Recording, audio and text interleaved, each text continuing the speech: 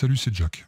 Aujourd'hui, on va voir 3 erreurs à éviter quand on veut devenir actrice ou acteur. Beaucoup de personnes qui se lancent dans le métier ne pensent qu'à une seule chose, passer des castings.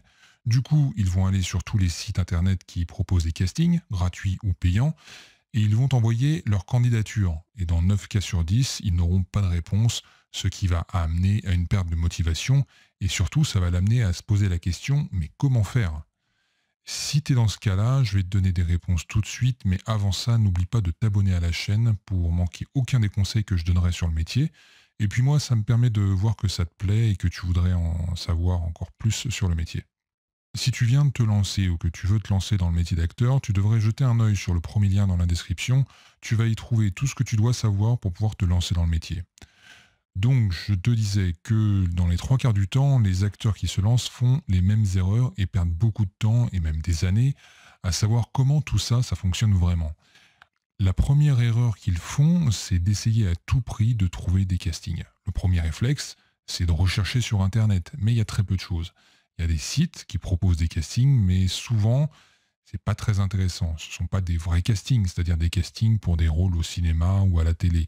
Dans le lot, il doit bien y en avoir, mais pour la grande majorité, ce sont des castings totalement inintéressants, en tout cas pour quelqu'un qui veut être un acteur professionnel. En plus, le problème avec ça, c'est que comme tu n'auras pas de réponse, ça va te déprimer, et si tu n'arrives pas à te remotiver, tu vas laisser tomber en pensant que c'est pas fait pour toi. Il y en a plein qui abandonnent comme ça avant même d'avoir pu faire quoi que ce soit dans le métier. Et puis, dis-toi bien que si tu n'as pas de réponse, c'est aussi parce que le directeur de casting a reçu énormément de mails, de photos et de vidéos. Beaucoup d'entre elles sont complètement nulles et pas professionnelles du tout juste bonnes pour faire de la télé-réalité et encore. Le directeur de casting n'aura pas le temps de tout regarder, surtout qu'ils ont souvent très peu de temps pour faire leur travail. Donc, sans le savoir, la majeure partie de ces acteurs perdent leur temps et se tirent une balle dans le pied.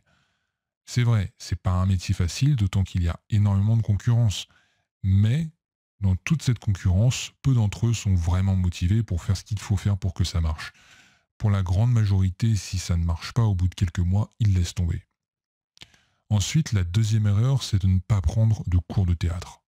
Où que tu sois, quel que soit ton âge, il faut que tu prennes des cours de théâtre. Il y a des personnes qui me contactent et qui sont très motivées pour être actrice ou acteur, mais qui ne veulent pas prendre de cours de théâtre. Et ça, franchement, c'est quelque chose que je ne comprends pas. C'est comme si tu me disais que tu veux être danseur professionnel, mais que tu refuses de prendre des cours. C'est la base. Alors, oui, en creusant un peu, on doit bien trouver 2 ou 3 acteurs qui réussissent et qui n'ont jamais pris de cours, mais c'est une infime minorité. Et c'est assez compliqué comme ça, c'est pas la peine de se mettre des bâtons dans les roues en plus. Alors, trouve-toi un cours de théâtre proche de chez toi, déjà au moins pour savoir si ça te plaît vraiment. Il y en a plein, des cours de théâtre un petit peu partout. Il te suffit juste de faire une recherche sur Internet et tu devrais trouver ce qu'il te faut. La troisième erreur que je vois concerne les agents. Beaucoup recherchent un agent comme si ça allait être la clé pour devenir acteur. Alors, c'est vrai que c'est un point important et qu'un agent peut te permettre d'avoir accès à certains castings, mais il ne faut pas tout miser là-dessus et c'est pas une fin en soi parce que c'est pas parce que tu as un agent que tu vas pouvoir te reposer totalement sur lui. Ça ne te dispense pas de continuer à travailler de ton côté pour trouver des castings. D'ailleurs, la plupart des actrices et des acteurs que je connais, ils trouvent eux-mêmes leur casting. L'agent va les envoyer de temps en temps sur des projets, il va négocier les contrats, mais il ne faut pas croire qu'ils vont faire le boulot à ta place. Donc ne perds pas trop de temps à chercher un agent.